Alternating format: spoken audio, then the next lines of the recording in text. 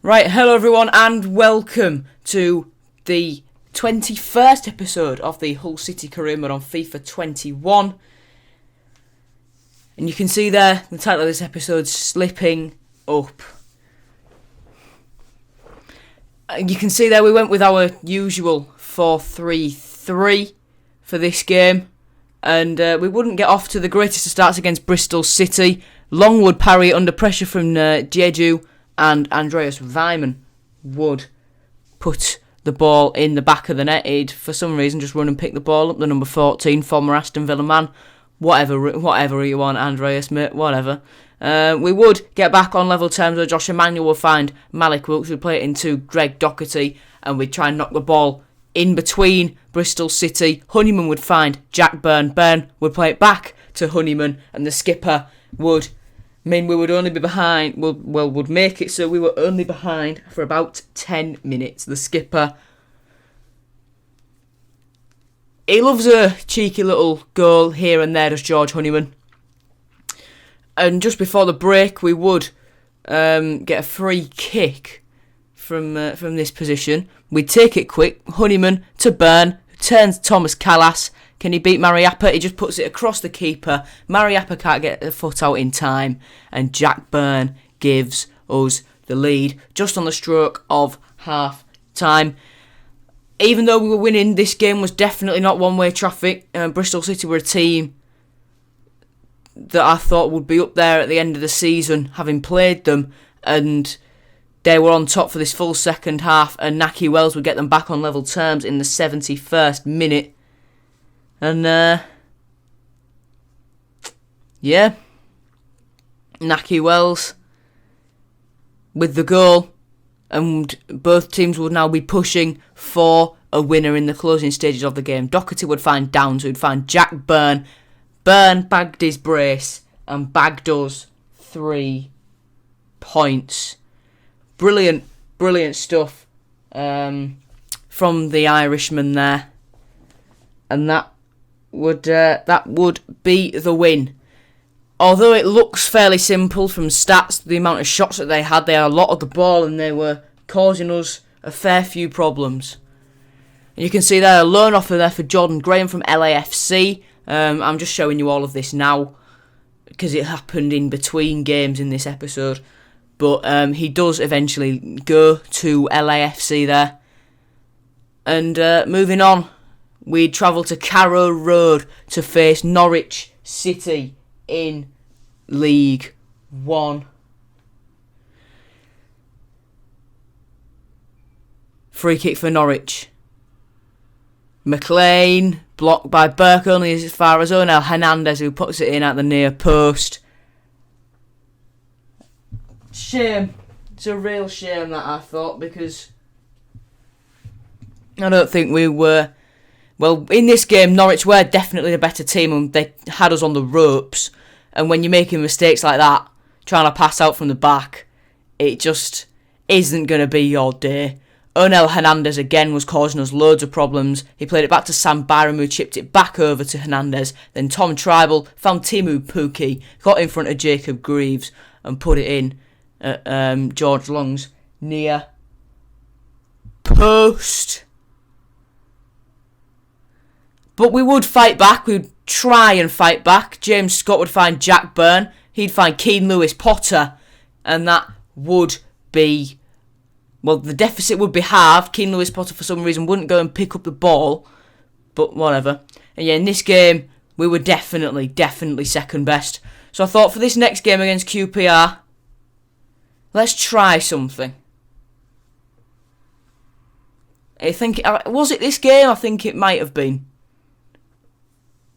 Yeah, I went to a 4-4-2 with Lewis Potter and Scott up top. I put Byrne and Wilkes on the wings with Batty and Downs in the middle. And we'd start off well. We would start off well. We'd get the ball straight from kick-off, tackle QPR. Dan Batty would play through Keane Lewis Potter, who'd cut back, flick it back to Batty, who'd put it in at the keeper's right-hand side. And he's an eagle. He's an eagle, is Dan Batty. We've just let him go in real life, actually, as I'm recording this, day after deadline day, gutted that we've let him go, as Charlie Kelman makes it 1-1. A very fast start to this game, 2nd minute and 5th minute. Very, very quick start, and the American puts QPR back on level terms. Lewis Potter chips through James Scott. Scott back to Lewis Potter, makes it 2-1 in the 19th minute.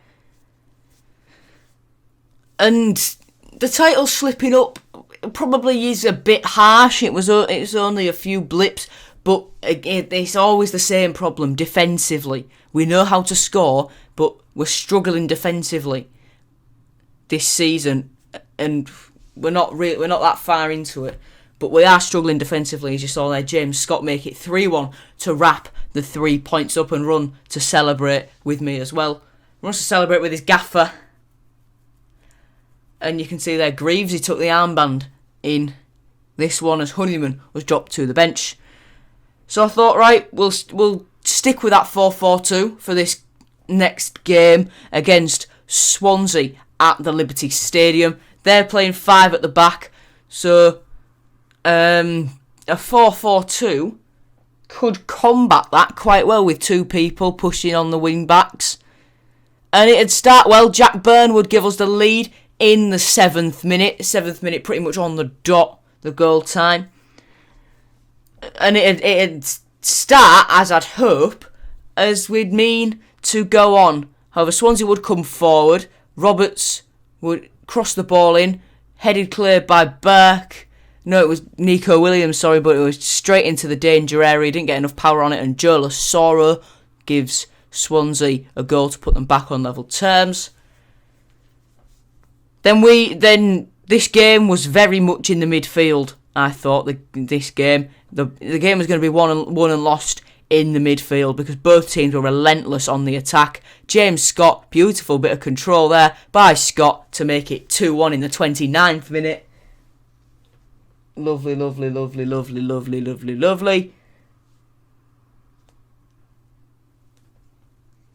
And Swansea, though, they would level it. Reece Burke would bring down Joe Lasoro there. Matt Grimes with a free kick. Jan Dander stood over the free kick as well. He lays it off to Wind. Brilliant finish. Brilliant finish. Right into the top corner. You're not saving that one. Definitely not saving that one. And straight off the half time, straight as soon as the game restarted, Swansea came back as well. Wind was holding Jacob Greaves off really well. He played it to Jan Dander, who made 3-2 to the Swans. And this game, it was very even, as I said, one in the midfield. But I don't know why the ref didn't pull that back. Or didn't just let us keep going there. But whatever, and you will see that it sort of works out for us. Reece Burke finds Keane Lewis Potter, rounds his man, cuts through, and gets us back on level terms as the final goal of the game goes in. 3-3 at the Liberty. And this one was very even, very much won in the midfield. And with that, the game was done. So next time out, we've got games against Aston Villa and West Ham. 2 teams around us in the league. 2 teams we want to be fighting with at the top end of the table come the end of the season. So see you later, guys. Goodbye.